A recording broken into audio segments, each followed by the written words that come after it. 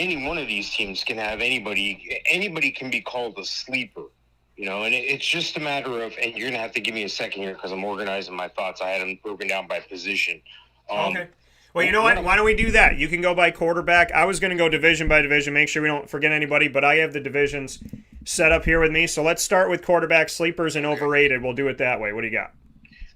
Yeah, well, like I said, just about anybody can be labeled a sleeper, depending on your league, depending on the situation. But a couple guys stand out to me. I got like three or so in each position that are sleepers and then overrated. And the guy that I keep coming back to and I don't want to is Sam Darnold. And I say I don't want to because looking at the pathetic way his career started, it's kind of a challenge to say that this guy all of a sudden overnight is going to become a sleeper quarterback. And when I say a sleeper, I mean a guy that's, may not get drafted or may be able to be drafted at the end of your draft. These are guys that you're going to take as your second quarterback. These aren't guys that are going to be your first quarterback. Well, math is math, and a third of the quarterbacks go down every year. So with that being said, I look at the Darnold situation as a blessing in disguise for him. This is a situation where getting literally run out of New York is going to pay dividends for him long term. Look, he's never had the weapons at his disposal that he'll have in Carolina. Christian McCaffrey, DJ Moore, Robbie Anderson. And get this, you look at his schedule to open the season. He's facing the Jets. That's the revenge game. But then he's facing the Saints, the Texans, the Cowboys, and the Eagles in the first 5 games. Not exactly defenses that are going to strike the fear of God into anybody. Oh, and they drafted Terrace Marshall, too. So if he starts the season with confidence, you're going to have yourself a fantasy steal in Sam Darnold. Do you want me to go on to another sleeper here, Dan? Yeah, you can go ahead and go on to another sleeper. I'm going to write them in as you go, and then I'll discuss if I have anyone that kind of separates from that. But, for now, absolutely. As you talk them, I'll write them.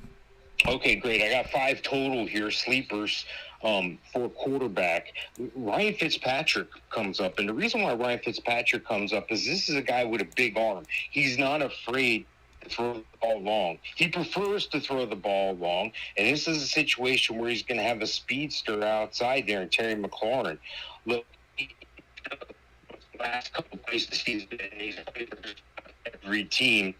He's been a QB1 for you no matter where he is. So this is a guy I can count on to fill in.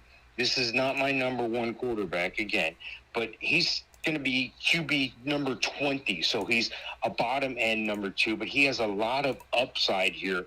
I just think with the situation that he has with Antonio Gibson, Curtis Samuel now, I mean, this is a team that has a lot of strength right now, and their defense can actually benefit from Fitzpatrick keeping them in games because the defense hasn't been super stellar. As a matter of fact, it's been awful. So you need a quarterback that's going to help you get out.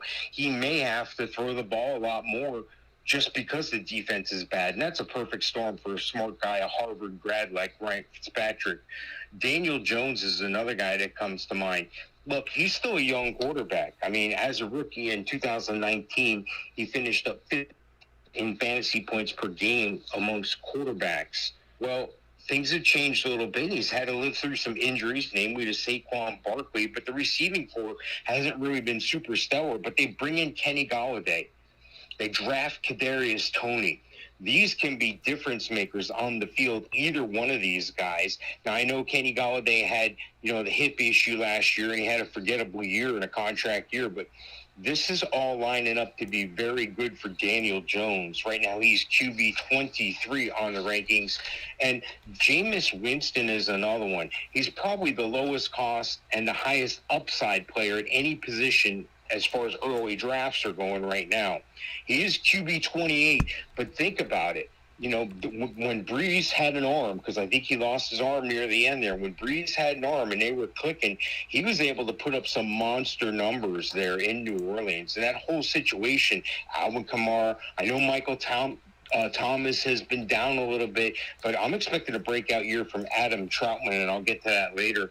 Look, Winston's going to be it's kind of like putting your money on red or black at the roulette table. You don't know what it's going to be there's 50% chance it's going to be nothing but interceptions and bad news, and there's a chance it's going to be a lot of yardage and a lot of touchdowns. So know those things going in. Again, these sleeper quarterbacks are not your number one quarterbacks, but these are guys who could take over, fill in on a bye week, or help you out in an injury. These guys may not be draftable for you, and that's fine. Keep their names fresh in your head if they're available on the waiver wire. But I wouldn't be surprised if any one of these five broke into top 10, top 12 QB rankings by the end of the year. Yeah, and Mike, you said you had five here. I have Sam Darnold, Ryan Fitzpatrick, Daniel Jones, and Jameis Winston. Who was your other? Oh, I'm sorry, I missed one here. Trey Lance. Okay. Now, I say Trey Lance, and people are like, hey, he's not even the starter. Well, Jimmy Garoppolo's the de facto starter right now, but here's the deal. The last time Kyle Shanahan had a running quarterback to pilot his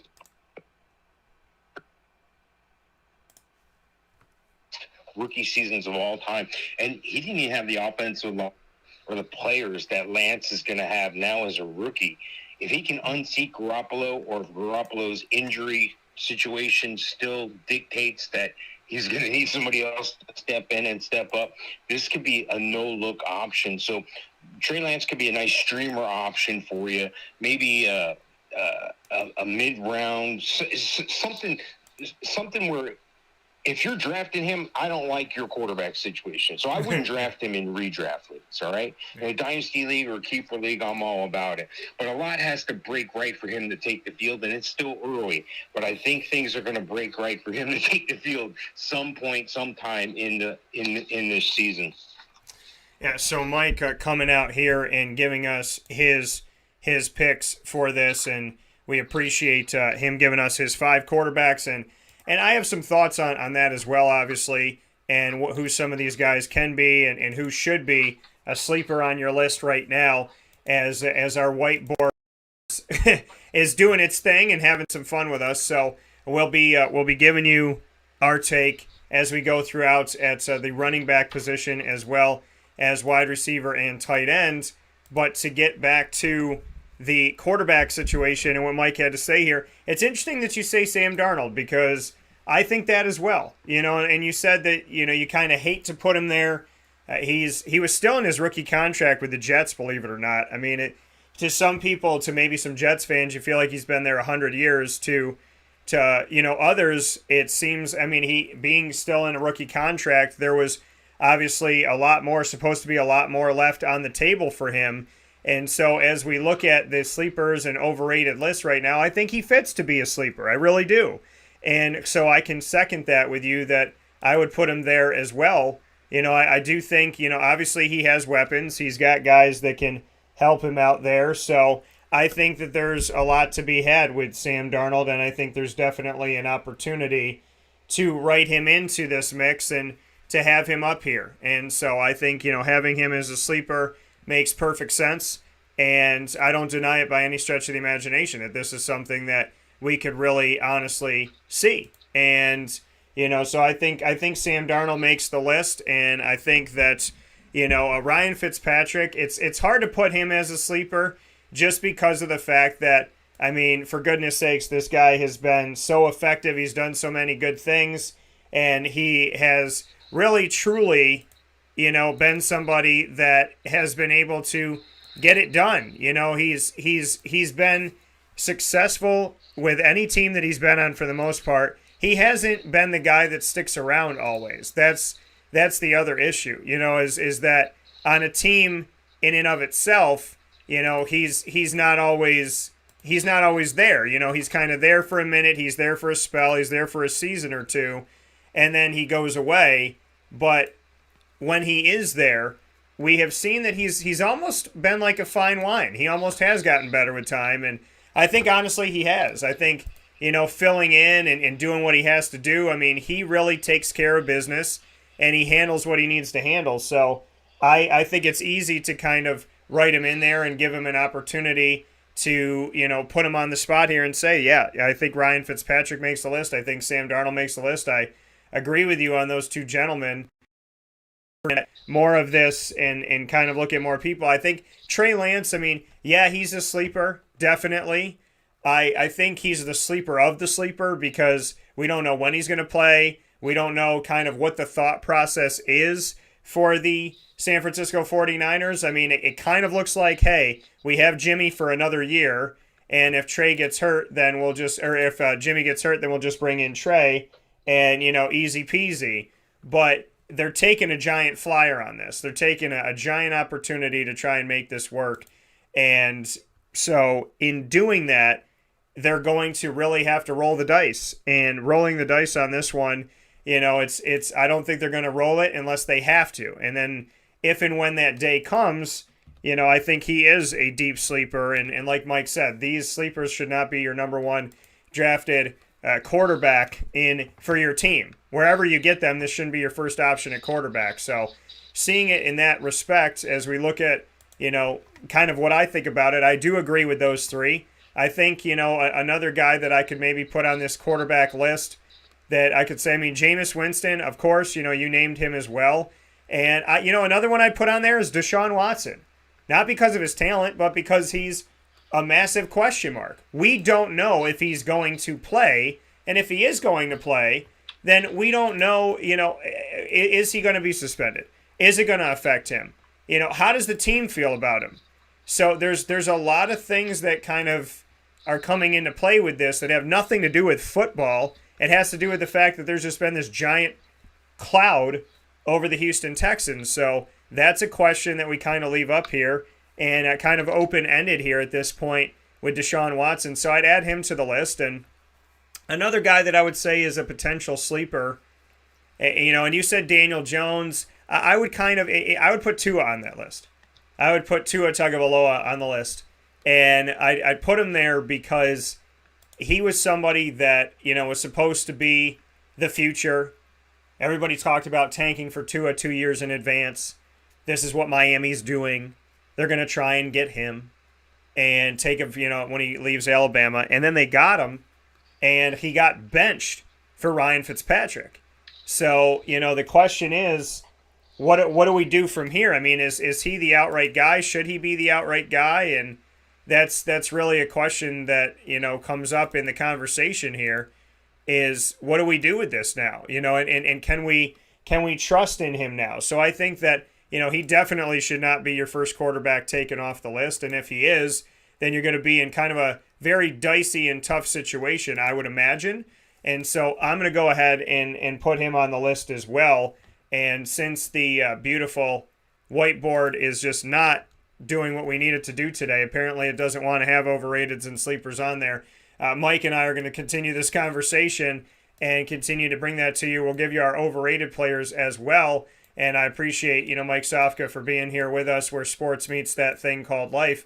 But, as we kind of ad-lib through the day, it's important to know that we don't want you to ad-lib through your draft. And if you have to ad-lib through your draft, it means you're not paying attention and it means you're not listening. Mike and I are not going to be right about everything, but there's a lot of things that we talk about here on the show, and there's a lot of What? What? I'm going to be right about everything. All right.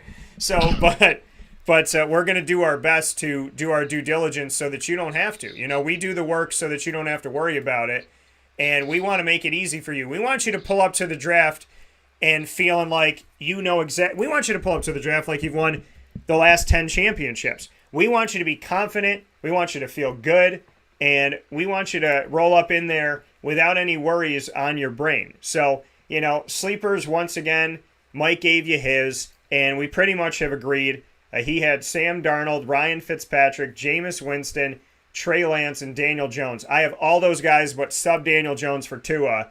Those are our sleepers. Mike, who are your overrated quarterbacks for fantasy this season? Well, the first one was really obvious to me, but it may not be obvious to everyone. It's Aaron Rodgers. I'm worried that Aaron Rodgers might not even play, much like a Deshaun Watson. It's hard to believe two guys that are elite quarterbacks in the NFL. We don't even know if they're going to be playing this year. But Aaron Rodgers, he just doesn't belong where he's getting drafted at right now. And what I mean by that is he was QB 13 last year, and he ends up being drafted as QB 9. So I there's a lot of guys getting taken above him, but I'm even wondering if That's right. See, 9.1% was his touchdown rate last year, and that's what gave him the MVP basically. But I think that number is going to come down a little bit. I don't think there's going to be that many big play opportunities. I don't know where Devontae Adams' head is going to be. What's the running situation going to be? Is it just going to be Aaron Jones? Is it going to be A.J. Dillon? You know, is the new rookie receiver going to come in and splash? Is there going to be a big deal? Are we going to see Rodgers to Rodgers, Aaron to Amari? You know, there's a lot of questions. So the fact that he missed everything so far, even the mandatory minicamp, I don't know where his head is. Is his head on jeopardy? I mean, you know, there's only so much. You know, when you're battling your stubborn child and they're standing there, arms crossed, and they're frowning because they're not getting their way, and you know you're not going to give in on somebody. Give in. You're going to have to meet somewhere, and I think that's where we're at with Aaron Rodgers. So that's why he's number one on my overrated list right now.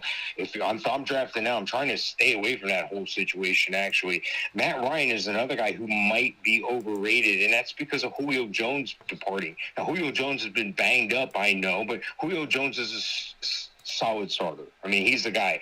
When Jones misses, Matt Ryan is not a top quarterback. It's just simple. It's just math. It's just stats. Now, I know they're bringing in Kyle Pitts, and that should help ease things along. But, you know, Kyle Pitts is still a rookie. Yeah, he's a freak. He's like having another wide receiver. And he's got some other familiar names to step up, like Russell Gage. But, you know, you got to wonder, you know, Matt Ryan, is he on the downside of his career? Right now, I got him ranked QB 14. And Justin Herbert, this is a guy who stepped in admirably last year, did a lot better than anybody thought he would. He has a bright future, but right now he's getting drafted above Russell Wilson, and that's just stupid. That's just ridiculous to me. I mean, nobody thought he could do what he could do, and that was without Austin Eckler and Mike Williams, but I don't know if I could take him above Russell Wilson right now. So let's temper our expectations there with the sophomore player.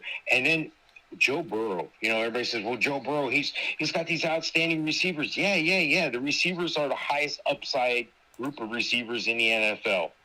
And Joe Burrow is going to have those guys for at least the next 3 years. And one of them he played with before. Burrow has a lot of potential. Okay, he's coming off a torn ACL because he didn't have the protection in front of him that he needed. You know, him finishing as a number one quarterback as a QB 12 or better, it almost feels like a trap. I think he's right there. I think he's right on the border at QB 13. And then one more for us, Lamar Jackson. You say, Lamar Jackson, Mike, he's an elite quarterback. Yeah, but he wasn't last year. You know, yeah, he did well, and he led his team and did what it took. But I think Baltimore is going to be smarter to tamper down some of his rushes. You know, I know a lot of it's improv. I know a lot of it's broken plays, or he just sees something and he takes off. I get that. But Baltimore's ceiling comes with a healthy Jackson, and the team would be wise to reduce his rushing workload throughout the season. Look, Jackson's better when he's running, and the team's better when he's not running as much. They say they're going to open it up and let him throw the ball a lot more this year, and that I would love to see that. I'd love to see more passes to the running back, J.K. Dobbins as well. But until I see that, it's just coach speak to me. It's just what they're saying to say the right things right now, and you don't know if game time everybody's going to fall back into their little level of comfort. So those are 5 guys who right now are overrated quarterbacks for me. Okay, and Mike, give those again to everybody if they were just tuning in. Just like the list of them. Right now, Aaron Rodgers, Matt Ryan, Justin Herbert, Joe Burrow, and Lamar Jackson. And so, I mean, and Justin Herbert, I know one guy who's definitely going to disagree with this. He's a big-time fan of the Chargers and a big-time fan of their pickups. So I know he's going to have a tough time hearing that one, but, you know, your overrated quarterbacks.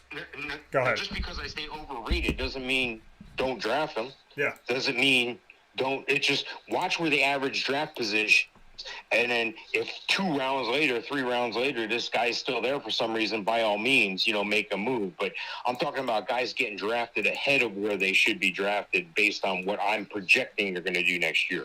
Yeah, you know, and that's the thing. when Mike says overrated, because someone's going to see, or I say it, someone's going to see overrated and say, how is Aaron Rodgers overrated? How is Joe Burrow, with the upside that he had last year, how could he possibly be overrated? What we're saying is people taking them at a higher draft position than maybe they should. That is the conversation.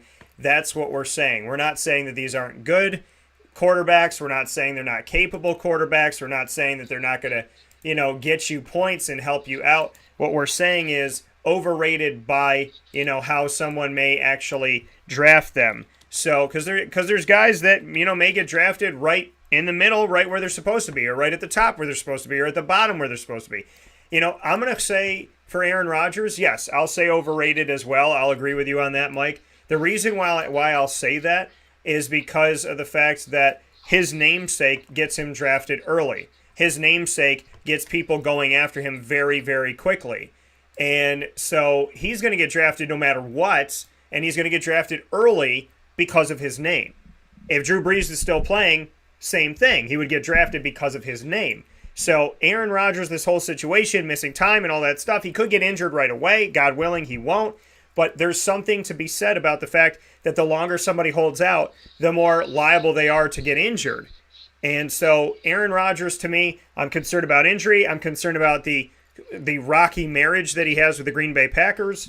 There's a lot to be said about this situation that I don't like, which means I think people will draft him high because they see his name on the list and, oh my God, I can't believe he fell to me. But at the same time, it's a dicey situation, and I don't see it necessarily getting any better anytime soon, so that's something I'm concerned about. Another overrated quarterback that I would say that people are going to draft high because they believe the hype, and you may not believe me on this because of the fact that it's a rookie, but I think Justin Fields is going to be an overrated quarterback in fantasy football.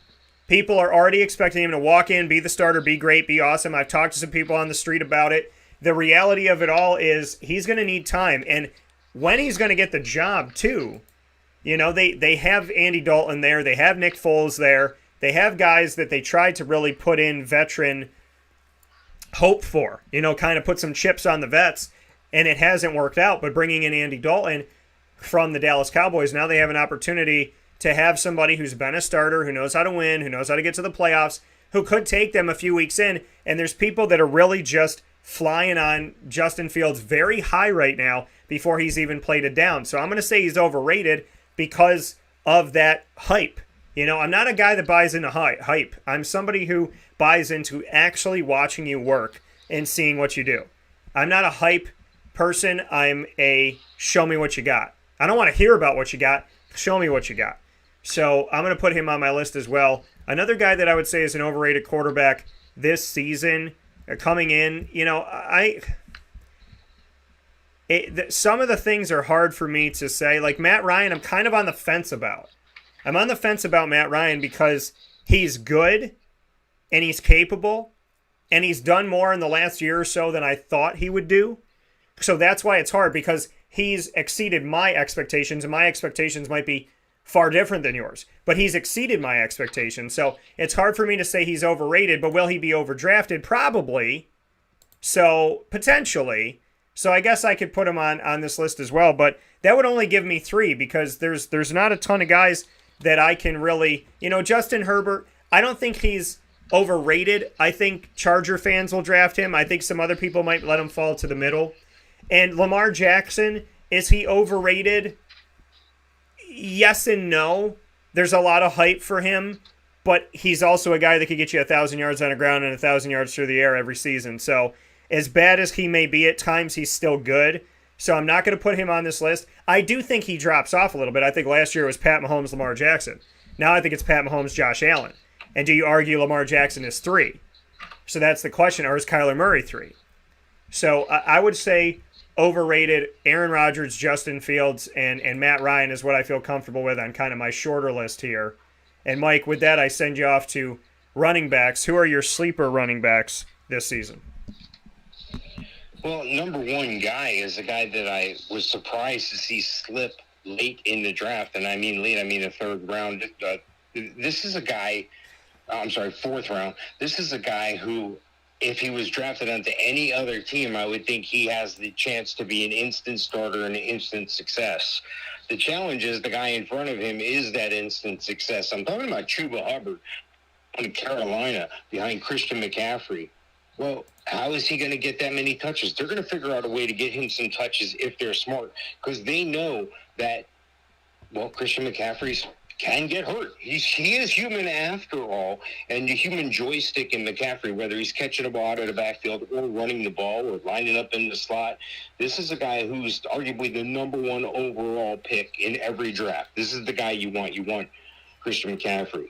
But I think because of the injuries that have happened, and you can flash back to the 2019 year when Christian McCaffrey was having a workhorse year and a heck of a year. Well, so did Chuba Hubbard, over 2,000 yards rushing and 21 touchdowns at Oklahoma State. In 2020, there was a drop-off in his production that ultimately led to him opting out after 7 games. Well, that was his right. That's what he could do. But the potential is there. The legs are fresh. You saw what Mike Davis was able to do when Christian McCaffrey was set aside. I think what they're going to do is they're just going to kind of manage Christian McCaffrey's targets, manage his touches, because they need to help him manage his health. They don't want to lose him. They'd rather have both of these running backs as a 1-2 punch. And I think there's some value, a lot more value than people think, in a redraft league, not just a dynasty or keeper league, and having Chuba Hubbard. Philip Lindsay is the guy that I got to look at as well. I know he's going to a crowded backfield in Houston with David Johnson, Mark Ingram, Rex Burkhead. But this is a guy who I like. He's always been the underdog. He was undrafted invite out of Colorado to Denver's camp, and then he came in looking like the number one running back, and he proved himself to be a number one running back. He doesn't back down from any situation, no matter how bad it got. He was still there, and he played out his contract. And, well, I don't know why they brought in Melvin Gordon, but I'll get to that a little bit later. Rashad Penny's another guy that's a sleeper for me. You know, he was starting to get mixed in and sharing the workload with Chris Carson 2 years ago when he had that ACL meniscus injury. So he came back last year, but was only able to play 38 snaps in the final 3 weeks. I know they got guys on the roster, Travis Homer, Alex Collins, DJ Dallas, but I really think that Rashad Penny is going to end up being what we thought he would be. Post-injury here, he's had over a season without the injury, rehabbing and recovering. So I think we're going to see more Rashad Penny, a little less of Chris Carson, unfortunately. And a couple other guys briefly. One is Giovanni Bernard. Giovanni Bernard going to Tampa. Well, what was in the backfield at Tampa? They already have Leonard Fournette. They already have Ronald Jones. They already have Keyshawn Vaughn. They need a guy who's going to step up and be the James White that Tom Brady is used to having. The James White type guy is Giovanni Bernard. He's the pass-catching guy. He's the guy that Tom likes to snap the ball to in a check down if he has to. And you want to hear something funny? I'm talking about Giovanni Bernard playing the James White role for Tom Brady. James White and Giovanni Bernard at one time were members of the same backfield in high school at St. Thomas Aquinas here in Florida. So go figure that out. And Devontae Booker is my fifth sleeper here. Look, I know that he's not an ultra star. I know he doesn't have a super high ceiling, but Saquon has gotten injured, and you never know what you're going to get. Are they going to try to manage Saquon? I wouldn't. I would just let him run and let it rip. I think he does offer bottom-end RB2 production if you give him a chance. I think they're going to mix in some Devontae Booker there with the Giants. Okay, so Mike, once again, on your list, just so we have everybody, Devontae Booker, you have there with the Giants, somebody who never caught on with the Broncos, Philip Lindsay, Chuba Hubbard, Rashad Penny, Giovanni Bernard, and who else did you have here? Philip Lindsay. And Philip. Yeah, so we have Philip Lindsay. Did you have somebody before Chuba? Oh, no. Chuba was my number one sleeper, followed by Philip Lindsay, Rashad Penny, Giovanni Bernard, and Devontae Booker. Okay, so we got all those here for you folks. I want to make sure that as you tune in, you get all the information. We're sharing it on Twitter. You can follow us there. Twitter is @CallDT. That's @CALLDT. And, of course, you're here on Facebook, on Facebook.com/WakeUpCallDT, as well as on Facebook.com/LiveNowDT. You can check things out. And, of course, on YouTube.com/WakeUpCallDT. So however you're connected with the show and listening on MixLR facebook.com/wakeupcalldt, as well as listening on the homepage of wakeupcalldt.com, where you will find the Fantasy Football tab, which will give you all these shows back after they are live. You'll be able to have them in the archive whenever you want to check them out, so make sure that you do that. And of course, we're sharing it here on facebook.com/wakeupcalldt in the comments section as we go as well. So we appreciate you being here and hanging out with us where sports meets that thing called life on Wake Up Call with Dan Tortora. We're inside the Cafe Kubal studios, and you are inside of the Fantasy Football Power Hour, not one of or not a, but the Fantasy Football Power Hour, proudly presented by the Wildcat Sports Pub. Mike giving you his sleeper running backs for the upcoming season: Chuba Hubbard, Phillip Lindsay, Rashad Penny, Giovanni Bernard, and Devontae Booker. My thoughts on my sleeper running backs for this upcoming season. I'm going to agree with Mike that Chuba Hubbard is definitely on my list. He's on my list because I think he's going to have an opportunity to get some carries. Christian McCaffrey coming back off of an injury that is no joke by any stretch of the imagination. You know, I think that we definitely have to be careful about him and understand that he may not be the Christian McCaffrey, maybe right off the bat, that we're hoping he's going to be. You know, I'm a little bit concerned. I know people are like, they see the name and they're like, okay, he was gone last year, he's back this year, he's going to be fine. I hope so. I really, God willing, hope so. But Chuba Hubbard, I think, is going to get some opportunities, and I think he's a good handcuff. So I think that, you know, he's definitely got to be on my list of sleeper running backs. I'm not going to choose anybody from Houston, including Phillip Lindsay. I know somebody has to run the ball in Houston, but for goodness sakes. I mean, Mark Ingram's there now. He used to have his fun with the New Orleans Saints. Arguably, when he was with Alvin Kamara, they were the best 1-2 punch backfield in the country at the time. And then he goes off to Baltimore, and that doesn't work. And now he is in Houston, and he's with Phillip Lindsay and David Johnson. It's kind of like a graveyard of former number one running backs, and I hope somebody shapes out. But it seems like guys every year keep shipping out. So I can't go anywhere in Houston. I would say outside of that, I'm going to say a sleeper guy is James Robinson. You know, everybody's talking about Travis Etienne.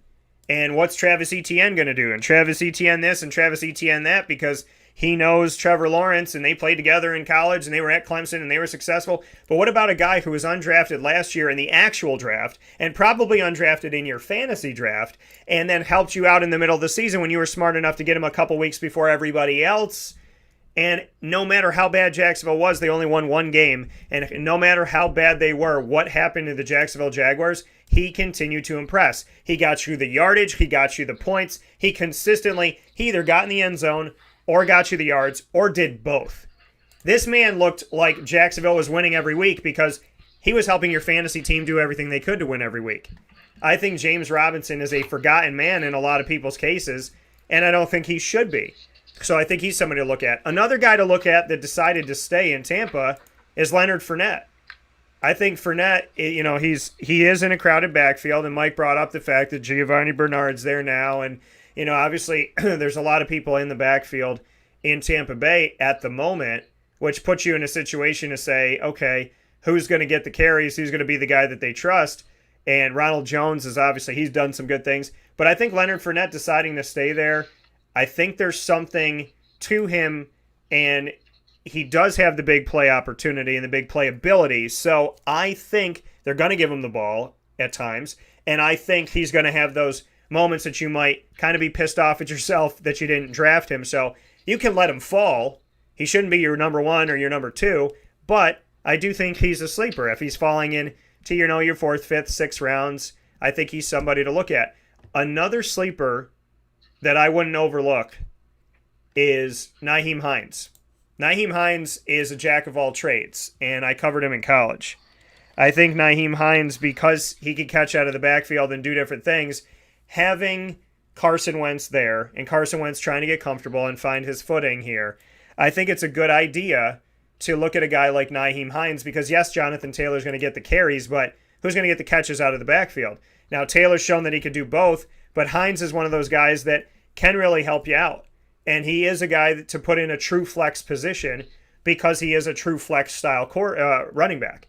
So I think Nyheim Hines is another guy that's a sleeper that people may overlook. And I would say Devin Singletary out of Buffalo. I mean, for goodness sakes, This guy was on your thoughts, on your roster. People expected him to be a dominant force, and then he fell off the mark last year, and Zach Moss didn't do that well. Zach Moss also got injured, and so the question became, who's the guy going to be in Buffalo? And now we come into this season, and everybody's saying Zach Moss, and nobody's talking about Devin Singletary. So I think Singletary is another one of those guys that you can look to and find some help in your fantasy as one of those sleepers, because, you know, we're talking about a sleeper that could end up being the number one option in Buffalo.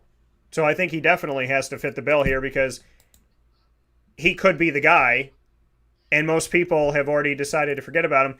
I want to add one more into my sleeper list, and I apologize because I kind of just released it on our social media, and I had another one to go here, and he slipped my mind for a second. Michael Carter, the rookie running back who is now with the New York Jets, coming from the Carolina Tar Heels, and he was taught under DeAndre Smith, good friend of mine who used to be the running backs coach at Syracuse. Michael Carter is another one of those guys that I think people are going to potentially pass on, and pass on him because he plays for the New York Jets. So he is a rookie, and he's on the Jets. I think he's going to fall down boards, and there's nobody on the Jets right now to take over and be the true stud at running back. So I think Michael Carter has a great opportunity to do it. I think people will draft Javonte Williams, who was his teammate in the backfield of North Carolina, because he's going to Denver, and they won't draft Michael Carter because he's going to the Jets. But I think Michael Carter could do some good things, and let's face it, the Jets don't have a lot of great things to write home about, and they really don't have any weapons last year to carry over to bring into this year to say that's going to be this guy and that guy at receiver, at tight end, or at running back. So it's kind of open season for Michael Carter, and I think that puts him in a good place to help you out. Mike, your overrated running backs for this season. Yeah, the first one on my list is hands down, and it's a unique situation here because of what's happened the past two seasons in the running back room in Denver. I'm talking about Melvin Gordon. This is 1 year after the signing of Gordon. Basically, they were saying they lacked the faith in Phillip Lindsay. Now they let Phillip Lindsay leave, and what do? They moved up in the second round to take Javonte Williams, showing that there's a lack of faith in Gordon. So, I mean, they're just churning through these guys, and maybe it just worked out that way. I get it, and it is what it is. But, you know, I look at it this way. Remember when Leonard Fournette was cut by the Jaguars? How did his season end? Well, pretty darn good, because he got a Super Bowl ring with Tom Brady in Tampa. So this might be a similar thing. Maybe he doesn't make the roster. Maybe Williams just blows everybody away. They also got Mike Boone, who's capable of being a backup. So, I mean, there's a lot of questions up in the air yet there. I like Melvin Gordon still as a player. I'm just not sure that I'm going to draft him right away. He's not my RB1, okay? This is a guy who is, you know, I think is the 74th ranked player in the draft right now. So he's probably going to be an RB3 for me, if that. You know, again, these lists here, this overrated and this sleeper list here that we're doing, this is as things currently stand. There's a lot of question marks, and sometimes that's putting guys on the list. And when those question marks get checked off, well, that might change the list a little bit. One of the guys that could change on the list is David Johnson. Look, there's a crowded backfield. I talked about it before with Phillip Lindsay and Mark Ingram there in Houston, but I think that David Johnson has a chance to prove himself. Unfortunately, I think it's a little bit too late. I think he's going to be overdrafted because of that crowded backfield. I think there's a challenge to having David Johnson on my roster. I'll just leave it at that. You know, again, let's see what things look like closer to the season. But right now, that many names, that many places in the backfield, I'm a bit uncomfortable with giving David Johnson the nod to be in as one of my 5 running backs. Another guy I'm worried about here is J.K. Dobbins. Look, they've been saying, and I talked about it before with Lamar Jackson, they've been saying that they're going to try to make it a point of emphasis in Baltimore to get more looks in the passing game in 2021 for Dobbins. Look, that's not going to happen. We both know it's not going to happen. This stuff's going to break down. Everybody's going to go back to the sandlot, drawing up plays and running the ball with freakishness like Lamar Jackson does. 10 different running backs had more targets alone than the entire Ravens backfield in 2020. Let me repeat that. 10 different running backs had more targets alone than the entire Ravens backfield in 2020. I can't have that. I know they're trying to get the ball to him, but he only out-touched Gus Edwards by a carry and a half or so. So I can't invest that much money in J.K. Dobbins. J.K. McKissick. This is a guy who I like a lot. This is a guy who can catch the ball out of the backfield. But there was a perfect storm for him last year with the average depth of targets being low last year. And the only big outside receiver was Terry McLaurin. Well, Antonio Gibson's got a year under his belt. Ryan Fitzpatrick is there now. Curtis Samuel, Diami Brown. They're going to look to get the ball deep. Fitzpatrick isn't there. He's not the guy you're going to bring in to hand the ball off. Yeah, I know he's 143 years old, but this is a guy who airs it out, and that's why you brought him in here. And I think J.K. McKissick may get lost in the dust because of that. And the last one I have, the fifth one on my list here, is DeAndre Swift. I know there's a lot of flash. I know there's a lot of sizzle.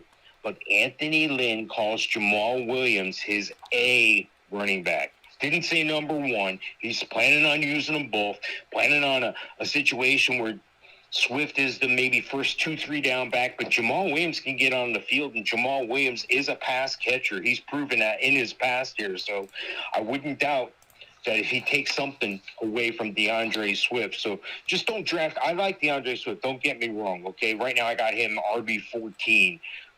But I just don't know yet how Jamal Williams is going to fit in that offense. So there's a lot to be said yet. Yeah, and looking at this as Mike and I are talking about the overrated as well as sleeper players for this year's 2021-2022 fantasy football season at the time of our conversation here at the beginning of July. And so for those of you that, watch this video back in August and whatnot, feel free to write to us on YouTube and as well as to write to us on Facebook at Wake Up Call DT on Facebook, at Call DT on Twitter, at WakeUpCall_DT on Instagram, and of course YouTube.com/WakeUpCallDT to give us your thoughts as we go, because some of these things may change and some people may move. And so the other piece of that, for my side of it, Mike giving you his overrated running backs. My overrated running backs, I'm going to agree with Melvin Gordon. Okay, in Denver, listen, I think Javonte Williams can take over. I'm not sold on Melvin Gordon. People will draft him because of his name. They'll draft him because he's been around. They'll draft him because he's still there and Phillip Lindsay's not there anymore. I don't like it. I don't like the situation. I think Melvin Gordon's one of those guys that could really frustrate you. If he's your number one back on your team, you drafted very wrong. And so, I don't have to say a ton about Melvin Gordon other than the fact that I don't trust it. If he's my third or my fourth, okay, but I'm really hoping I'm not drafting him at all because I think he's going to bust this year. David Johnson, I'm going to agree with you because David Johnson has been a bust. One of the dumbest Listen, when decisions are made, right, we have thoughts. And they say, okay, let it play out. Your initial thought may not be right. Not everything is foolproof. Well, guess what? This one was. The decision to trade DeAndre Hopkins for David Johnson was foolproof. It was clear. It was somebody won and somebody lost. There was a winner and a loser to this trade. DeAndre Hopkins going to Arizona, guaranteed win. David Johnson going to Houston, one of the dumbest decisions they've ever made. And it wasn't even a wide receiver for a wide receiver. Let's get rid of arguably the number one wide receiver in the country for a running back that just got ousted by the second and third string guys. Kenyon Drake and Chase Edmonds both took over for David Johnson when David Johnson was still there. And Kenyon Drake is not even there anymore. He's in Vegas. He was replaced by guys who were not household names. Replaced by guys that were only supposed to be accents. Kenyon Drake wasn't known. Chase Edmonds was supposed to be an accent. David Johnson was replaced by both. So he's overrated too because someone's going to draft him saying, who's the top guy in Houston? Oh, David Johnson? Yeah, I'll go with him. Dumb pick if you do it. J.K. Dobbins, I'll agree with you, Mike, on this. He's also on my list because of the fact that, people are going to say, who's the leading guy in Baltimore, and they run the ball. That's true. But who runs the ball the most? Lamar Jackson. Now, I've told you numerous times that he's a better quarterback than people give him credit for, but he does run the ball, and he's the leading rusher on the team. So if there's a 1,000-yard rusher on the team, it's not J.K. Dobbins. So for me, I go back and forth with J.K. because look at Gus. Gus was Lamar's guy. Then J.K. came in. Gus wasn't the guy anymore. J.K.'s not the guy. It's Lamar. So I don't think any running back's really going to give you what you need if you're drafting from Baltimore right now. I would say another guy on my list of overrated is Raheem Mostert because he doesn't stay healthy enough. So, and the thing is, they have tried multiple times with multiple different players over the last bunch of seasons. With the last 3 seasons, San Francisco's tried to figure this out, and they haven't been able to. So I put Raheem Mostert on this list because I think people are going to draft him because somebody told them that they were, somebody said that he was good, and someone gave them, a tip and this and that and the other. But the ultimate reality about it is he doesn't stay healthy. / he's in a situation right now where I don't necessarily believe that San Francisco's figured anything out. So could he be good? Yes. But does he need to stay healthy? Absolutely. So I put him as overrated, really with the health issue and the fact that they haven't trusted him to be the dominant guy ever in his time in San Francisco. What did Greg say? Gus Edwards is one of the most effective yards per carry back in the league. Yeah, but Gus Edwards, it doesn't matter. If you're effective yards per carry, that's great. But are you playing? Are you out there? Are you the guy? That's the question. You could average 8 yards per carry, but if they don't hand you the ball, who cares? So, that's to me the issue with Gus Edwards is, yes, he's good. Yes, he has talent. Yes, I liked him last year more than this year. But is Gus Edwards really going to be the help that you need in Baltimore? Is he going to be the help that you need with a team like J.K. Dobbins? Same thing. You draft J.K. Dobbins, that's saying something to Gus Edwards. Lamar Jackson's your quarterback, that's saying something to Gus and J.K. So no matter how effective Gus Edwards is, it doesn't matter. Because ultimately, this man is not the dominant option at running back in Baltimore. It's J.K., but really it's Lamar. So if Gus is your third best option there, that puts you in a tough situation if you draft him. So that is where we're at. And like Greg said, San Francisco runs the ball by committee, which affects Raheem Mostert's carries and affects his numbers as well. With that being said, we're going to take a step aside inside of the Fantasy Football Power Hour. Not one of, not a, but the Fantasy Football Power Hour. We appreciate you being here. Proudly presented by the Wildcat Sports Pub, 3680 Milton Avenue in Camillus, New York. Make sure you head out there Monday through Sunday, 7 days a week, indoor and outdoor seating, as well as takeout and delivery by calling 315-487-2222. That's 315-487-2222. Mike and I will be back right after this fast break inside the Cafe Kubal studios to give you our thoughts on the wide receiver sleepers and overrated players, as well as the tight ends at those positions, at sleeper and overrated, right after this.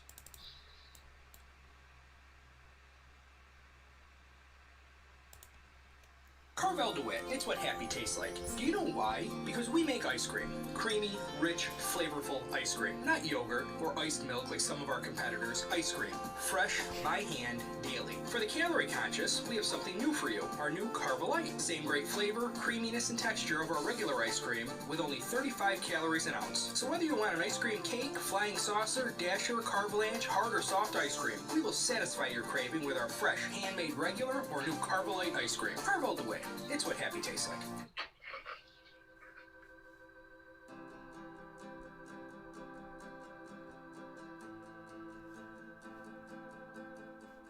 Cafe Cabal offers same-day local delivery of our products, offering no delivery charge for Onondaga County.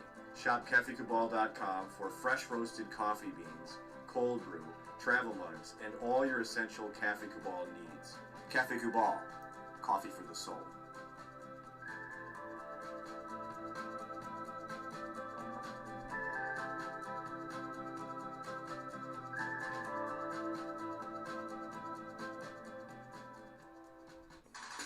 The Wildcat Sports Pub in Camillus, New York is located on 3680 Milton Avenue in the Home Depot Plaza. It is your family-friendly sports bar and restaurant.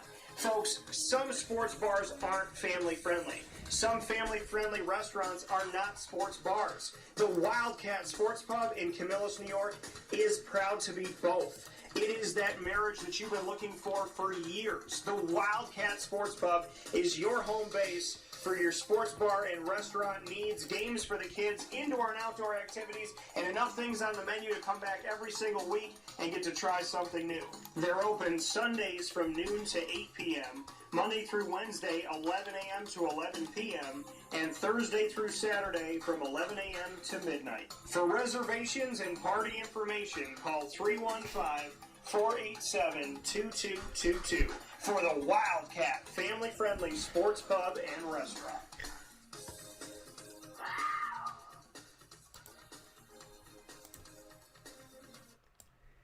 Welcome back here to Wake Up Call with Dan Tortora on wakeupcalldt.com, your one-stop sports shop, and on mixlr.com/wakeupcalldt, as well as facebook.com/wakeupcalldt, facebook.com/livenowdt, and on youtube.com/wakeupcalldt, where you connect with the show every Monday through Friday from 9 a.m. to 11 a.m. Eastern Time from inside of the Cafe Cubal studios on 3501 James Street, 324 West Water Street, 208 North Townsend Street, 401 South Salina Street, all in Syracuse, inside of Golisano's Children's Hospital in downtown Syracuse, 343 Fayette Street in Manlius, and their newest location, which also has their first ever drive-through.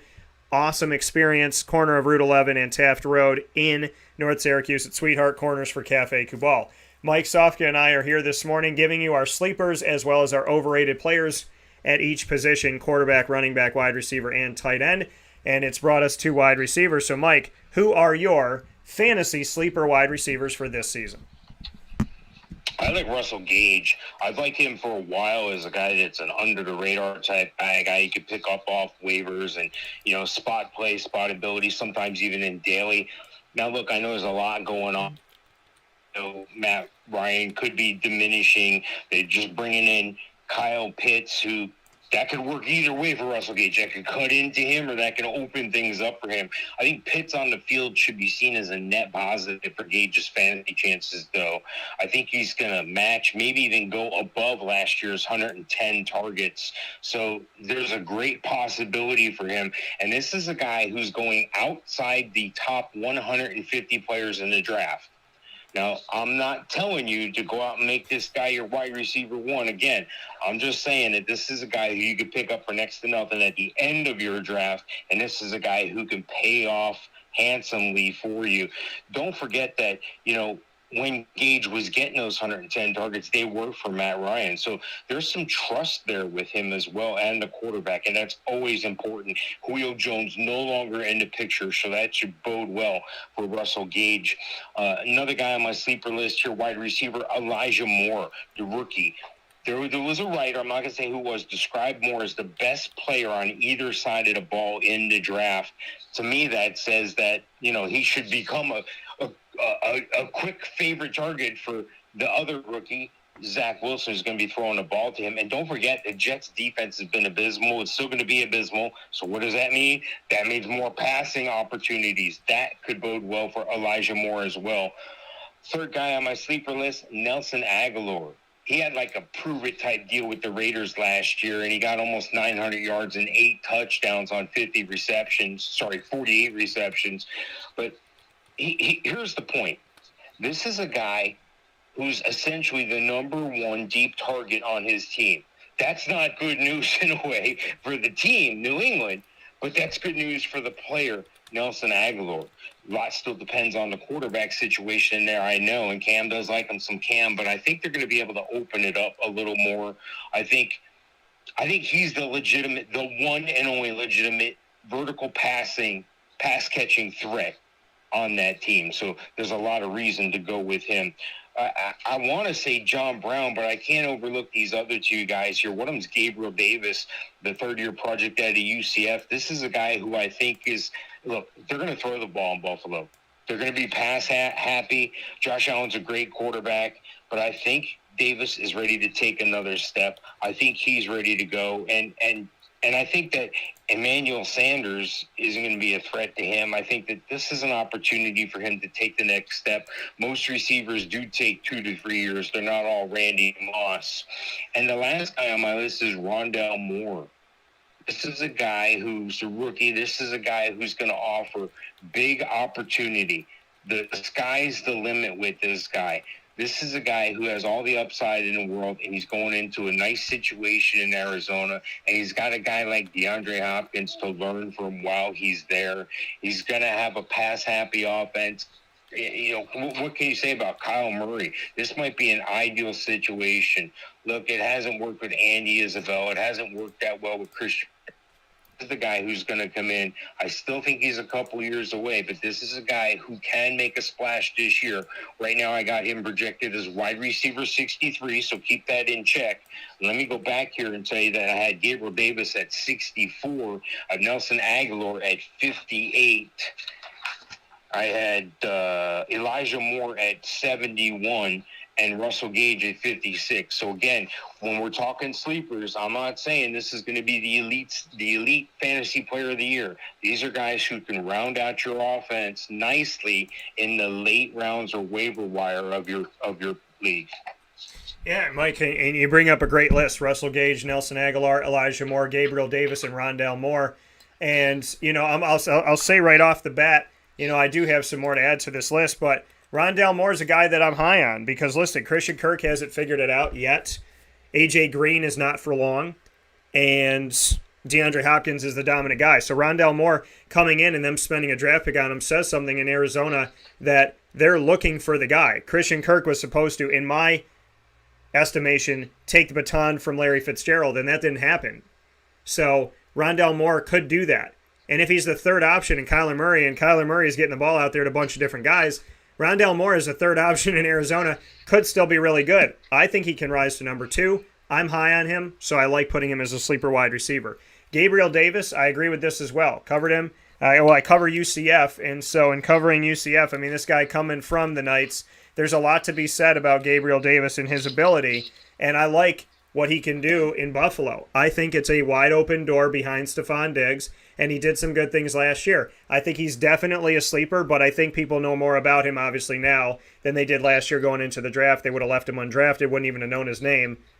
Now people are going to start thinking about him when things get dicey, as well as a lot of guys start coming off the list, and you're scratching a lot of guys off the top 30, top 40.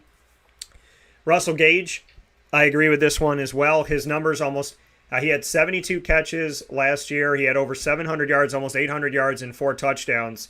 And that was with Julio Jones and Calvin Ridley. So I think that this stands to reason that Russell Gage will boost up a little bit. I'm a little bit concerned about Matt Ryan and what quarterback he's going to be and how long he intends to stick around in the NFL because he's been there for a minute. But I think Russell Gage, definitely things open up because Calvin Ridley's had 3 terrific seasons. And then you have Kyle Pitts. I still think Calvin Ridley, in order to be successful, needs some help. I think Pitts can draw that and help out Ridley. So if Pitts does that for him because he's not a traditional tight end, then Russell Gage really opens up because if they're keying in on those 2 guys, they're not keying in on him. And I think if they're going to key in on anybody, it's not going to be Gage. So I like those 3 guys at it. I would also add more players to this list of wide receivers to my sleepers. I would add Laviska Shenault as well as DJ Chark. And the reason why I would add both of these gentlemen is because they now have a quarterback in Trevor Lawrence, and we know that Laviska can get out there and do his thing, and we know that he could be effective. We know that, a lot of people like his speed and his ability there. Well, what I like about Laviska is that, first and foremost, he's only had 1 season under his belt. Secondly, he has Trevor Lawrence. Chark has shown he could do some good things, but having these 2 guys healthy and young, with Trevor Lawrence opening up this offense, I think that this could bode well for both of them. And I think Jacksonville receivers get a little more salivating to take, so to speak, when you look at the fact that Trevor Lawrence is now there. So I would put them both on the list right now. Arguably, I could put Marvin Jones Jr. on the list for the same reason. Another guy I would put on the list as a sleeper, just because people are not sold on him at all, is Devontae Smith. Now, he's a deep sleeper, in my opinion. But Devontae Smith being drafted and being the Heisman Trophy winner, going to Philadelphia from Alabama, he's a guy that people are already kind of buying into. Yeah, he's not going to be good enough. He doesn't have it. He's not big enough. Forget about him. And so people are forgetting about him before they even have a chance to think about him. So I think that says something. And you might be able to steal him away. And maybe he's your 3rd or 4th receiver. If he's your 4th guy, I think you drafted well. My other guy I would put on the list because he's reunited with his quarterback in Carolina is Robbie Anderson. Robbie Anderson was the best option for Sam Darnold in New York. Technically in New Jersey because they play in East Rutherford. So, and that's reality. Can't fight me on that, Jets fans. But when Robbie and him were separated, it affected Sam Darnold. And I think Robbie being back with him, they had started to kind of figure stuff out. They had started to kind of work this thing for a couple seasons, and then it was taken away. I think Robbie Anderson becomes a potential number one in Carolina, and if not a number two, and because he already has a relationship with Sam Darnold, remember, every quarterback has their guy, so Robbie Anderson could be a guy that definitely falls down the chart, and he could really help you out if and when that happens, and I think it's going to happen in a lot of leagues. Mike, who are your overrated receivers? Rated receivers, the number one matches the number one quarterback I had, and that's Devontae Adams. Right now the question marks are too great for me with Aaron Rodgers. I'm leaning toward him coming back. He's just he's an elite receiver. When you put him with Aaron Rodgers, he is an elite receiver. He's one of the top 3 receivers in the game.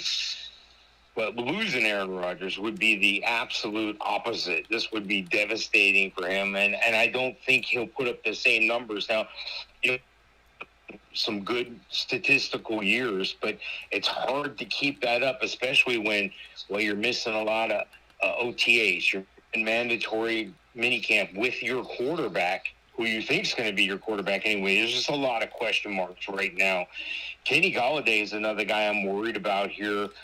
Off the injury, this is a guy that, I think he could just wash the whole 2020 season due to the hip injury. But here's the thing. Is he going to be able to reproduce? Are they going to use him like he can be used?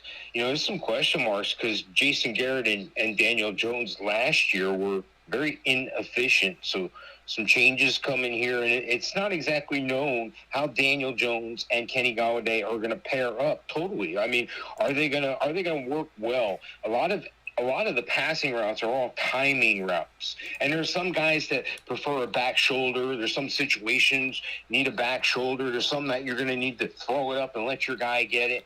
I think Kenny Golladay is that guy, but is that really back? So there's some question marks there for me with Kenny Golladay. Adam Thielen, this was a guy who was thought to be the number one receiver on Minnesota. Stephon Diggs had to leave so he could be the number one somewhere else. And now Adam Thielen is getting replaced, it looks like, by Justin Jefferson. So, look, last year he did have a career-high 14 touchdowns. I get it, but that was with the moon, the stars, the planets, everything aligning here. I just look for, a decent year for him, but I don't think Adam Thielen's the elite receiver some people feel he is. Right now I got him as wide receiver 22. Marquise Hollywood Brown in Baltimore. We've talked about this with J.K. Dobbins. We talked about this with Lamar Jackson. For some reason, all these Baltimore players keep showing up on my overrated list, and it is what it is. I don't purposely do that. This is just the way it happened. They're preaching a good game. They're saying they're going to throw the ball. They draft Tylan Wallace. They say they're going to get the ball downfield. They still have Mark Andrews, J.K. Dobbins. Marquise Hollywood Brown is a legit deep threat in the NFL. Can he be that deep threat with Baltimore? Can Lamar Jackson and company, are they really going to step up and pass the ball more? I haven't seen it yet. Maybe that'll change closer. Deebo Samuel is my last one here, wide receiver 38. Look, he's a fun player. This is a guy I like to watch, but his average depth of target in only 7 games last year was 2.2 yards. You need to get this cat the ball down the field. But right now we have a problem. We don't even know who the quarterback's going to be. They say it's going to be Garoppolo until Trey Lance. Look, I like Deebo Samuel. If he's your 4th or 5th receiver, God bless you. But he can't be one of my top 3 receivers of my team. And that should be my 5. To recap here, I had Devontae Adams. I got him ranked 6th. He's not going to be the number 1 or number 2 that you think. Kenny Golladay, 26. Adam Thielen, 22. Marquise Hollywood Brown, 47. And Deebo Samuel, 38. And taking a look at that list and knowing that, and some of these guys I definitely can see, the argument for it. I think, definitely Devontae Adams becomes overrated if the Aaron Rodgers situation goes even more south. We don't know exactly where this situation is because everybody's tight-lipped, and those that I know close to the situation, it's been locked down. So knowing that Davante Adams goes as Aaron Rodgers goes, so that puts us in a very unique situation that's not great because without Aaron Rodgers, Davante Adams is talented, obviously, but bringing in Jordan Love, we could see the numbers drastically change for Davante. So I can agree putting him on an overrated list because of the unique situation, which is the exact reason why I put Aaron Rodgers on the list, and agree with you on that one, Mike. Marquise Hollywood Brown, I'll agree with you on that. I'll agree with you on that because, you know, he's supposed to be the number one guy in Baltimore. And the question is, being the number one guy in Baltimore, what does that give you? How much does that give you?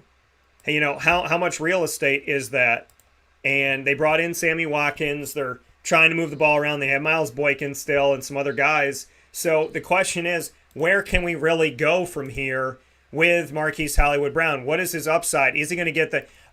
I'm concerned that Lamar Jackson is not the quarterback to get the most out of Marquise Hollywood Brown, which is why I think he stands on this overrated list. Another guy on the overrated list that I would argue here is I think he's going to be drafted higher than he should be, but I think he's talented. So hear me out on this one. I think Cooper Kupp, because I think, people kind of realize over the last couple of years, hey, I didn't know who this guy was, and then he ended up beating me in fantasy, and he's really good, but listen, he's got to stay healthy. And Matt Stafford's his quarterback. He did good stuff with Jared Goff, but what's he going to do with Stafford? I think the team's going to be better. I think Stafford's going to bring everybody up, but Cooper Kupp, I think, is going to get overdrafted, which is why, and I think he's going to be drafted higher. I might let him go for another guy. So that's somebody I'd put on my overrated list. I'd also put on the overrated list because it's kind of been shoved down our throats, but it's not necessarily been proven. DJ Moore is not the number one receiver in Carolina right now. Number one, they have a new quarterback in Sam Darnold. Number two, like I said, in the sleeper side, he already knows Robbie Anderson. And DJ Moore hasn't done enough to prove to me that he should be the guy. So I think DJ Moore is overrated as well. And to pick one more guy in this, I would say Brandon Cooks. People see his name. They see that he's in Houston. They see that he's supposed to be the number one option because what options do they have in Houston? And I'm not sold on Brandon Cooks. And outside of some moments with New Orleans, I haven't been sold on Brandon Cooks.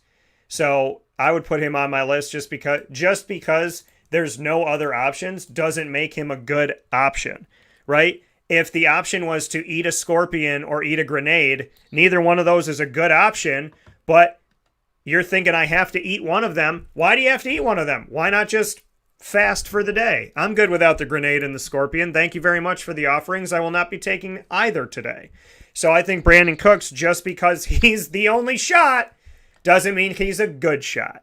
And that's why I think he's overrated, because someone's going to say, who's the guy from Houston? Someone's going to pick him up and grin thinking, I got myself a steal. And I'm going to let you think that because I'm not touching really anything in Houston with a 10-foot pole. However, I do like traveling to Houston from time to time because the city's a nice place. Just not a big fan of the decisions they made with their football team. Finally, Mike, sleeper tight ends and overrated tight ends. Let's start with sleepers. Yeah, sleepers. I almost don't want to tell everybody this because I know, some people that listen along and follow along with us I play in leagues with. But look, Adam Troutman. This is a guy who has the moon, the stars, and the planets lining up for him right now. Look, Jared Cook, Josh Hill, both waived. Wide receiver Emmanuel Sanders is out. There's question marks with Mike Thomas now. When he was in college a couple years ago at University of Dayton, he accounted for production. And when they grade you out in college, they use something called a college dominator rating. If you look at that rating, his rating is higher than Darren Waller and Travis Kelce's. He's one of the best run-blocking tight ends out there. So this is a guy who is going to be on the field. He's going to have opportunity. Jameis Winston's familiar with throwing to the tight end, especially in the red zone from his days in Tampa. So if he's the quarterback, so be it. I think Adam Troutman has the absolute ceiling of being your tight end number one, bottom end, of course. Right now I've got him at tight end 22. Gerald Everett in Seattle. I think this is kind of a boomer bust play, but I'm leaning toward boom.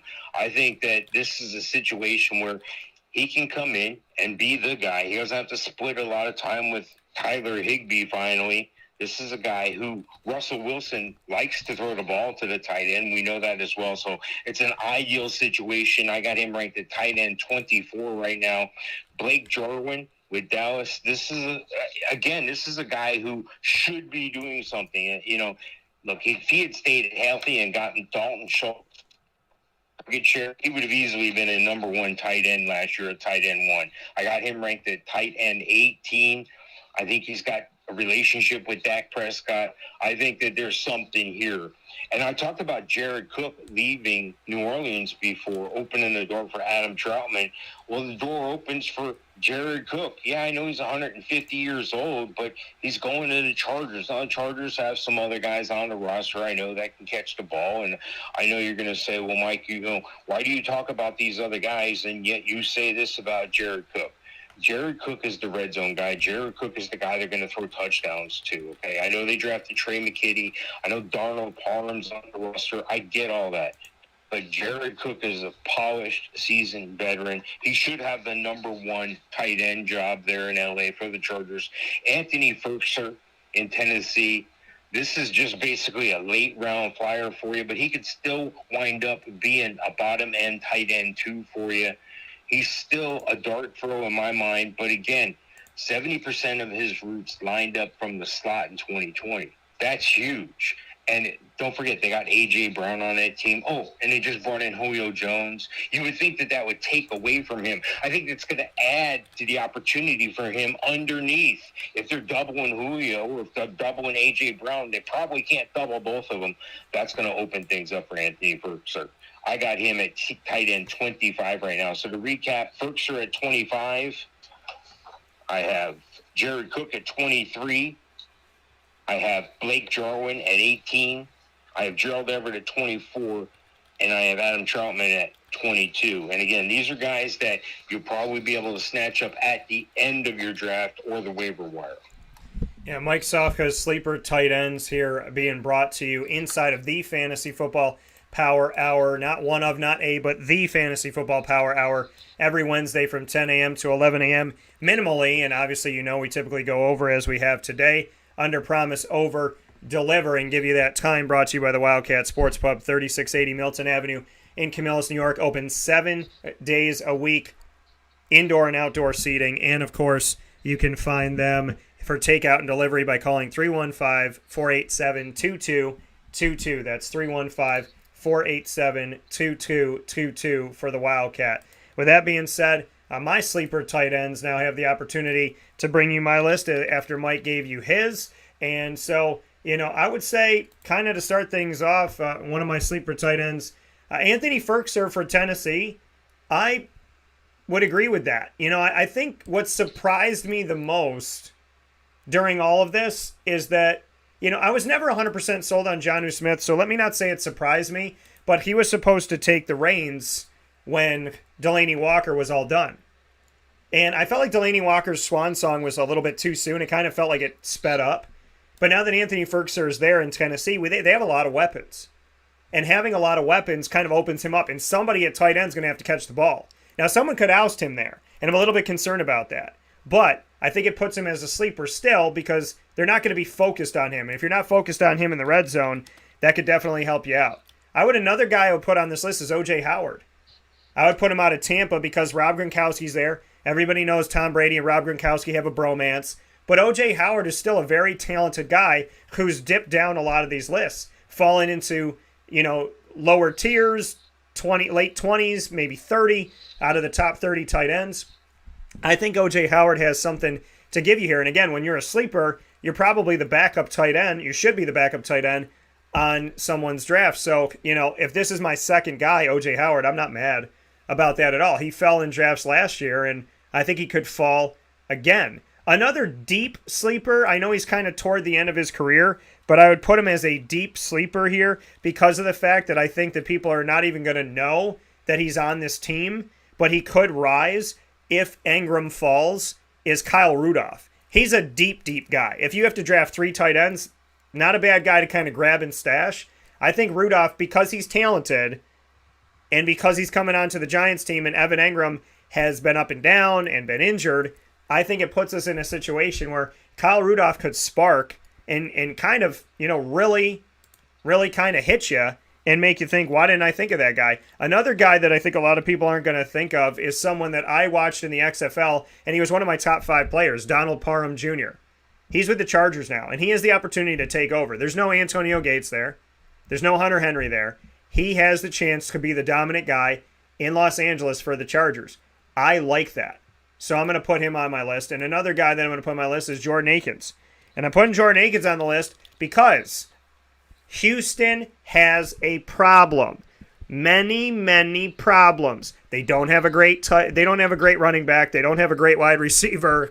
So Jordan could get some time here and get some opportunities and get looked at here because he's not on a team. Typically, the tight end is your last option. Well, on this team, it could end up being the first option because they don't have many options. So I like Jordan to do some good things here, and I'm excited to see what he can do. So he'll be another sleeper. And I feel like I have more, but I'll leave it at 5, and obviously there's more shows to come in the future. Mike, overrated tight ends. Yeah, right now it's Logan Thomas. This is the guy I'm going to stay away from. He had an unexpected tight end 4 finish in 2020, and he had 110 targets, but that was just the situation. Those targets only trailed Travis Kelce and Darren Waller. That's why the guy who's bounced around his whole career looks like he finally may have found a spot in Washington, but he's got other guys in that tight end room as well. So you got to question, was that a one-hit wonder for him? Was that the freak situation, or they drafted John Bates? And what are we going to see out of the tight end position? Well, we don't know. Ryan Fitzpatrick likes to air the ball out. They got some talent at receiver and at running back. I think this is a bad situation for Logan Thomas. I don't think I'm going to be after him. I got him ranked tight end 9 right now, but a lot of people are going to look at what he did last year and look at, oh, yeah, he's still the starter. And Ryan Fitzpatrick, oh, yeah, I think he's going to be overdrafted, okay? Robert Tonyan's another guy I'm kind of worried about. He's right there at tight end 10. You say, Mike, well, why are you putting these guys on the overrated? They're in your top 10. I want every one of my players to be in a top 6 or better if I'm in a 12-team league. If I'm in a 10-team league, I want all my guys across my roster to be 5 or better.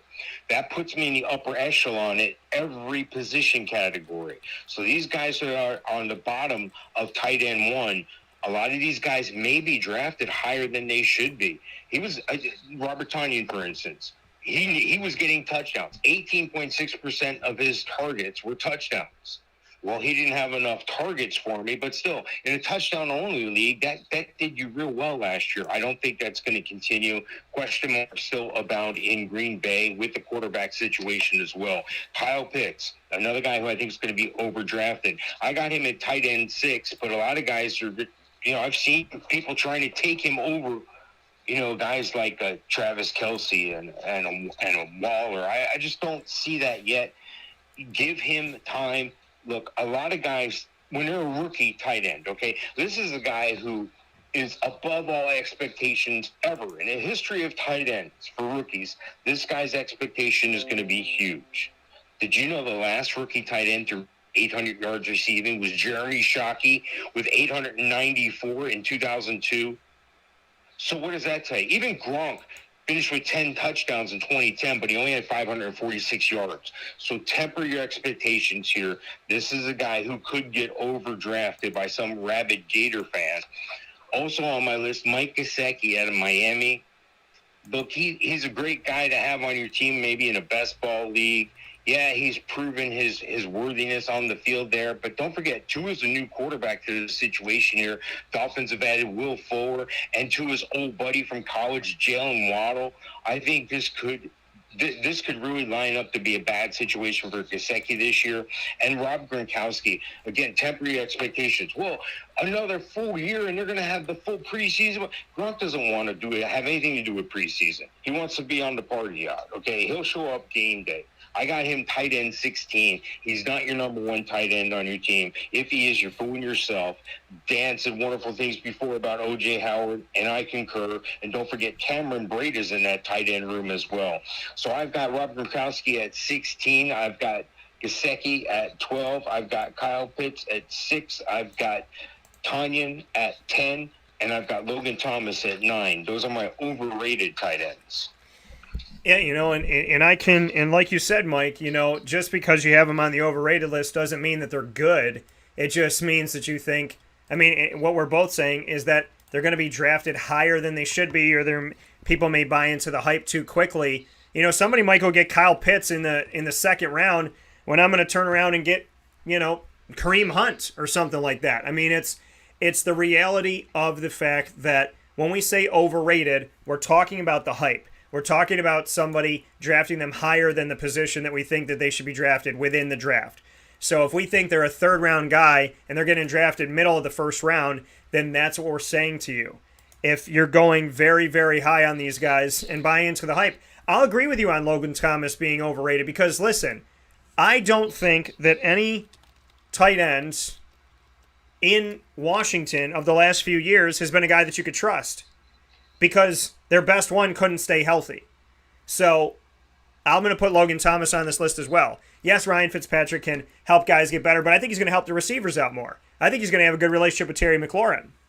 I think there's going to be non-household names that you're going to say, who the heck is this guy?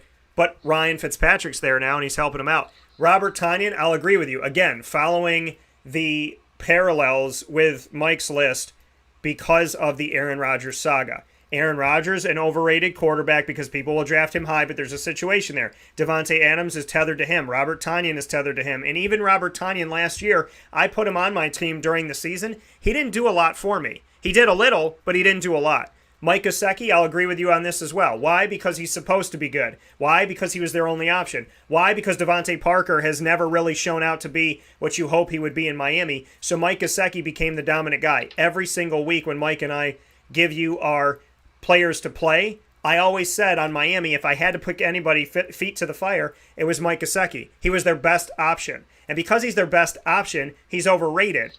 Because I think that with Tua now having Jalen Waddle and hopefully getting more comfortable and whatnot, Mike Gesicki could dip off here. I don't think he's bad. I don't think he's somebody you shouldn't have as a lower end 1, tight end 2. I just think he's going to be overdrafted because people have this expectation.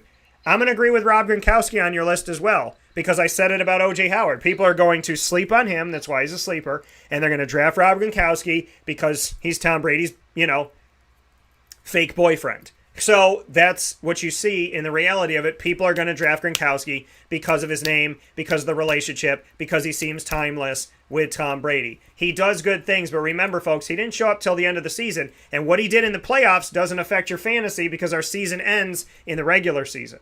So that's something to look at. Kyle Pitts, I can agree with this because people are going to be really high on him. I'm high on him, but I think he's going to be drafted too high. I think he's going to be arguably behind Travis Kelce. He might be the next one pulled off the list.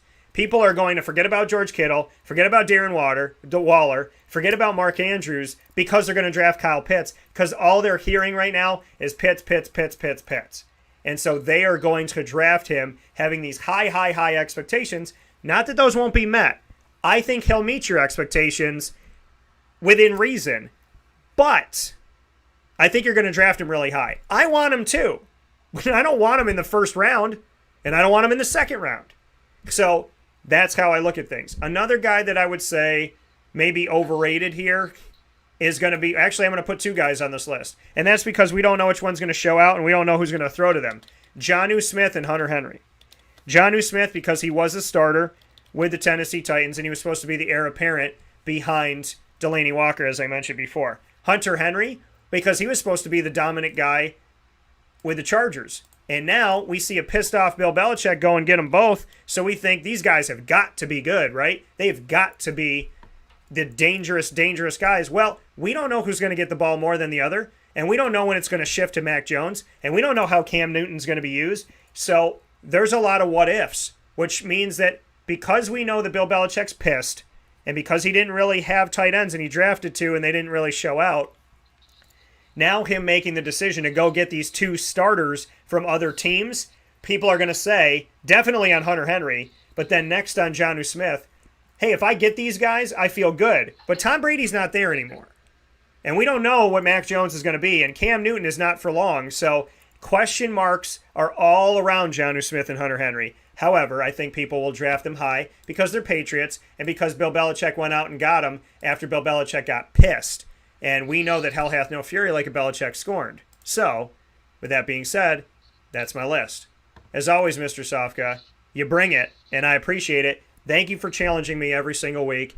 Sleeper, quarterbacks, running backs, wide receivers, and tight ends. Overrated, quarterbacks, running backs, wide receivers, and tight ends in this entire broadcast. All you have to do is listen or watch this before draft day, and you will be better prepared.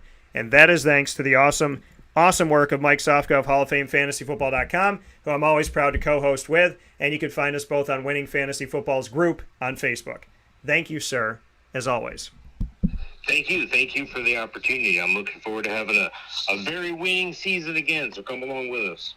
That coming from Mr. Mike Sofka. We'll talk to you soon. Take care. And that coming from Mike one more time, here where sports meets that thing called life. So, with that being said, we're going to take our final step aside of the show as we've gone almost, 3 hours today? Yes, almost 3 hours today. Well, that's because I care, and Mike does too. So proud to be here with you. We'll take our final step aside inside the Cafe Cubal Studios. Wake Up Call with Dan Tortora here for you, having fun with you. I don't know what this was. I think I was trying to be Superman for a minute, and I'm okay with that. So we'll take a step aside, and we'll be back inside the Cafe Cubal Studios right after this.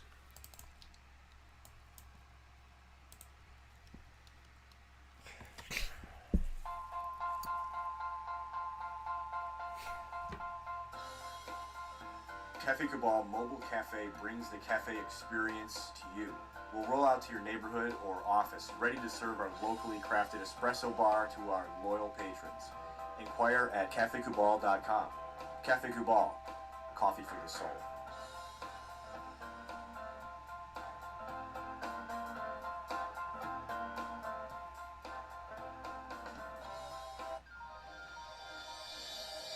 Ma and Pa's Kettle Corn and Popcorn Factory, located on 201 7th North Street in Liverpool, is home to over 40 flavors. With more than 200 flavors in their total wheelhouse, sky's the limit for this sweet and savory Central New York company. Keep it local at your parties, fundraisers, wedding showers, baby showers, and more by calling 315-450-MA-PA.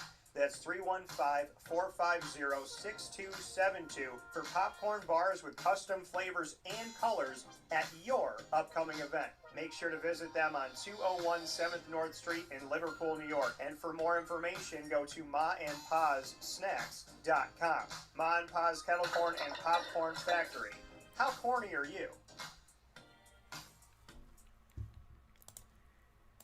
The Millhouse Market, located on 3790 New York 13 in Pulaski, New York, is worth the drive every time. Make sure you make your way out to the Millhouse Market and download their app on the Google Play or Apple App Store so you'll have everything at your fingertips today, from their homemade breads and desserts to their quinoa bowls, rice bowls, salads, as well as their brick oven pizzas and sandwiches named after the families that helped to settle today's Pulaski, ingrained in our community and ingrained in our taste buds. They are here for us every Tuesday through Saturday from 7 a.m. to 8 p.m. and on Sundays from 7 a.m. to 3 p.m. And when I say they are here, 3 different ways you can enjoy the Millhouse Market. Go on the app or call them and order for pickup and go drive right up to the drive-thru. You don't have to leave your car. You pull right up, drive through for a local business. I love it that 2 of my local businesses have drive-thrus. Drive right up, grab your food and go. And you can also go inside for indoor dining. And, of course, you can go inside for their general store with local products from local companies outside of the Millhouse Market even, because they love helping each other. So make sure that you go out there today and support the community by supporting a great place within our community on 3790 New York 13 in Pulaski, New York. The Millhouse Market, worth the drive every single time. With that being stated, inside the Cafe Kubal studios, I want to thank you for being a part of today's broadcast.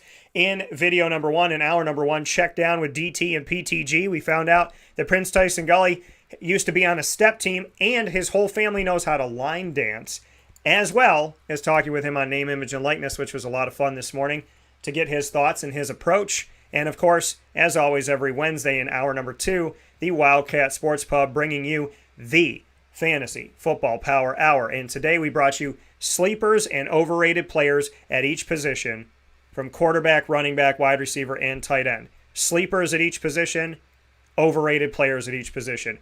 Who could you sneak in and pick up that people aren't thinking about? And who can you understand that people may draft way too high? Not that you shouldn't draft them, but just temper when you do.